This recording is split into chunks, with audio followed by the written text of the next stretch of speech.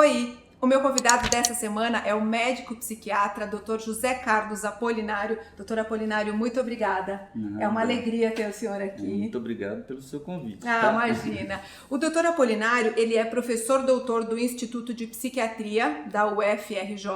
Agora eu estou morando no Rio, então a gente vai gravar alguns vídeos aqui do Rio de Janeiro. Por isso eu convidei o Dr. Apolinário, que é o coordenador do GOTA, que é o Grupo de Obesidade e Transtornos Alimentares aqui do Rio de Janeiro.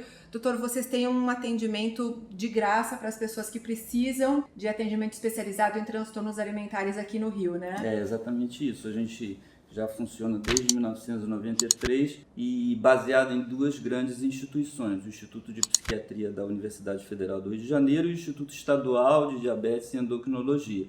E dessas duas unidades oferecem serviços gratuitos para pacientes familiares, né, de pessoas portadoras de transtornos alimentares, quer sejam anorexia nervosa, bulimia nervosa, transtorno da compulsão alimentar ou outros transtornos intermediários, né, que a gente sabe que muitas vezes a pessoa não tem todos os critérios para esses transtornos, mas sofrem muito com sintomas alimentares, né? Que, aliás, é muito comum e a gente vai falar bastante sobre isso. Eu vou gravar com o Dr. Apolinário 2 vídeos. Achei muito bacana, doutor, que o nome do grupo de vocês é Grupo de Obesidade e Transtornos Alimentares. Porque essas duas coisas estão bastante relacionadas, né? As pessoas têm um pouco de preconceito com os transtornos alimentares porque pensam que transtorno alimentar é só aquela moça que está com 30 quilos morrendo de anorexia. E a grande verdade é que os transtornos alimentares são doenças muito complexas que envolvem muitos tipos de sofrimento com a alimentação, né? Conta um pouquinho pra gente assim, como isso é amplo, porque tem a compulsão, tem vários tipos de anorexia, tem com métodos compensatórios, é muito complexo, né, muito doutor? complexo. E apesar de que clinicamente, né, você tem esses diagnósticos que a gente chama até categorias muito padronizadas, né, anorexia nervosa, bulimia nervosa, transtorno da compulsão alimentar, acredita-se que transtornos alimentares são um complexo de sintomas, né? Então, assim, na realidade você teria que falar de transtornos de imagem corporal, transtornos do peso, desde baixo peso até peso elevado, transtornos que envolvem aspectos psicológicos e compulsão alimentar, sem compulsão alimentar, todos esses sintomas em si podem, enfim, perturbar o indivíduo e necessariamente não estarem associados, mas muitas vezes eles estão associados e aí sim eles configuram os transtornos alimentares propriamente ditos. Mas uma pessoa, às vezes, com um sintoma ou outro, já pode sofrer muito e necessitar atendimento. E tratamento. Então, é muito importante a gente deixar isso claro.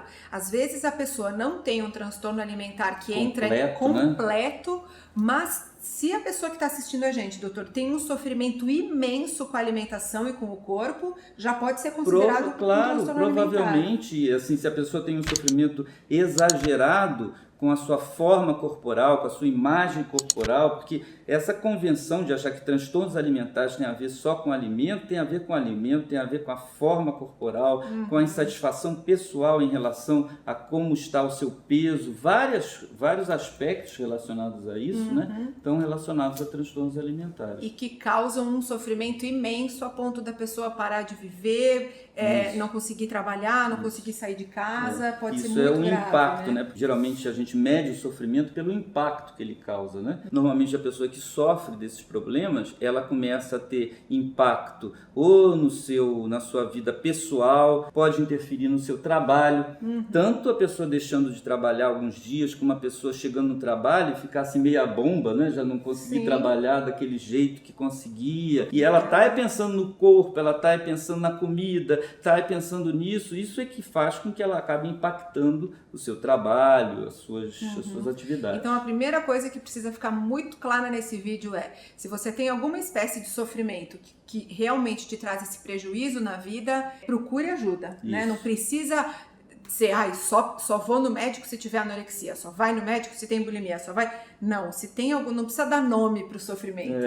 E eu acho que assim, isso não somente para o indivíduo, que você sabe que muitas vezes são os familiares, né, que são os primeiros a perceber isso. Se os familiares também perceberem que a pessoa, geralmente o adolescente, né, está tendo sofrimentos exagerados em relação a isso, como um aumento de atividade física muito exagerada, tendo atitudes estranhas em relação à alimentação, e isso não precisa chegar a um nível de maior de gravidade, muitas vezes já tem que ser compartilhado com adolescente e já tem que ser sinalizado a busca de um atendimento. Doutor, eu queria conversar um pouquinho agora sobre a anorexia. A gente sabe que a anorexia é talvez o menos comum, mas o mais grave, porque mais leva à morte, né? E a gente pensa que a anorexia é simplesmente aquela menina, jovem, adolescente, mulher que não quer mais comer. Só que, depois que eu comecei a estudar sobre os transtornos alimentares, eu descobri que existem vários tipos de anorexia. Tem a anorexia com métodos compensatórios, como o da bulimia, tem a anorexia nervosa atípica. Então, conta pra gente, doutor,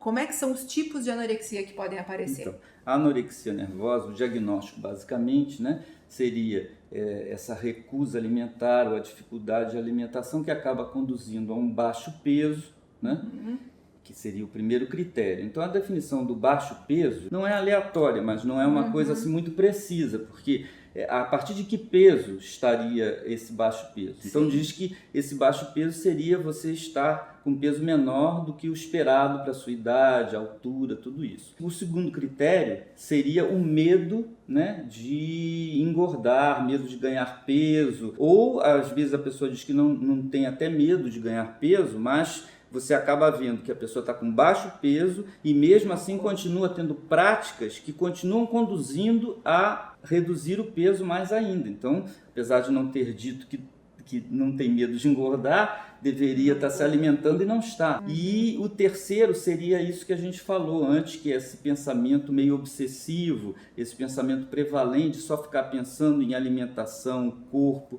uma insatisfação muito grande com o corpo, a vida fica toda voltada para essa preocupação excessiva com o corpo. Esse quadro pode estar associado ou com uma restrição total, então a pessoa com anorexia nervosa só faz a restrição alimentar, ou muitas vezes tem a restrição, mas depois por um período de restrição a pessoa tem episódios de compulsão alimentar e depois às vezes tem práticas compensatórias, uso de vômitos autoinduzidos, que é o uso de laxativos, de uso de diuréticos, medicação para emagrecer, aumento de atividade física, hoje faz com que a gente... Então, o primeiro mito que precisa cair é que toda pessoa que tem anorexia não come nada. Exatamente. Às vezes ela come e aí usa métodos para se livrar do que comeu. Teriam dois tipos, um tipo restritivo, é aquela que só faz a restrição, e o outro que, além da restrição, ainda faz esse episódio de comer demais. Então é até estranho, né? Porque você tem a anorexia nervosa com uma hiperalimentação em determinados períodos. Né? Sem deixar de ser anorexia. E a complicação é muito mais arriscado, né? Porque a pessoa tem todos os riscos da bulimia nervosa associado aos riscos da anorexia nervosa. Esse quadro é bem grave. Bem grave. E você também tinha falado do diagnóstico da anorexia atípica. Isso, né? porque outro dia eu recebi uma mensagem de uma moça que me disse: eu tenho anorexia nervosa atípica, e eu tinha estudado isso para o meu livro e eu recebi várias pessoas, as pessoas têm muitas dúvidas sobre isso. Então, o que caracteriza a anorexia nervosa atípica? Basicamente, é a falta de um desses critérios. Então, por exemplo, se uma pessoa não tem o critério do baixo peso, então digamos que uma pessoa tem um índice de massa corporal de 19, né?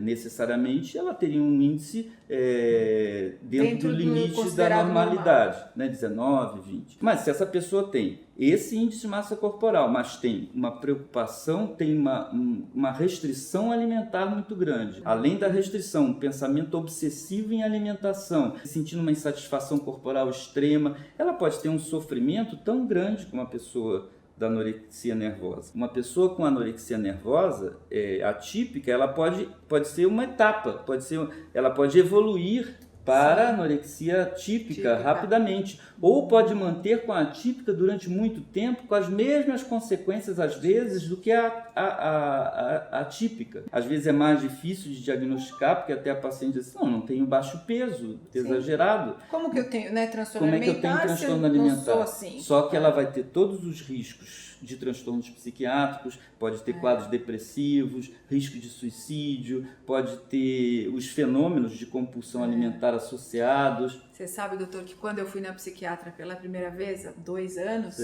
que eu contei todo o meu sofrimento com a comida, e ela me disse, olha, Daiana, isso é transtorno alimentar. Falei, imagina, claro que não, eu não tenho transtorno alimentar, eu não sou magra como uma anoréxica, eu não tenho bulimia, eu não tenho transtorno alimentar. Então, por isso que eu quis fazer esse vídeo pro senhor, doutor, porque as pessoas precisam entender que o transtorno alimentar é muito mais amplo, tem muito mais coisas do que a gente bota as pessoas em quadradinhos. Claro. E a verdade é que nós somos seres muito complexos, e a nossa relação com a comida, ela pode ser extremamente complexa, Sem né? dúvida. No vídeo da semana que vem a gente vai falar sobre compulsão alimentar, mas para encerrar esse vídeo, doutor, quando a pessoa percebe que tem esses sinais todos, o que é melhor? Ela vai direto no psiquiatra? Porque tem gente que está com problema com a alimentação, vai no endocrinologista, vai na nutricionista. O que o senhor aconselha? Qual é o melhor caminho para buscar? Eu acho que a melhor coisa para uma pessoa que tem um transtorno alimentar e quer se tratar é procurar um profissional treinado em transtornos alimentares.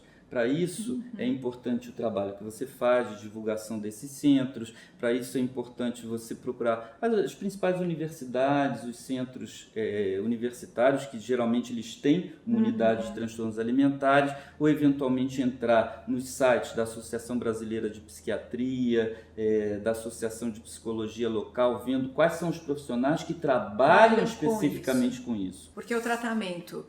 Normalmente ele é longo, né, doutor? Ele é complicado. Não pense que uma doença tão complexa vai ter um tratamento rápido e fácil. Sem dúvida. Como qualquer transtorno mental, né, doutor? As doenças mentais causam um sofrimento muito grande e o tratamento, elas não são doenças simples e o tratamento nunca é simples, né?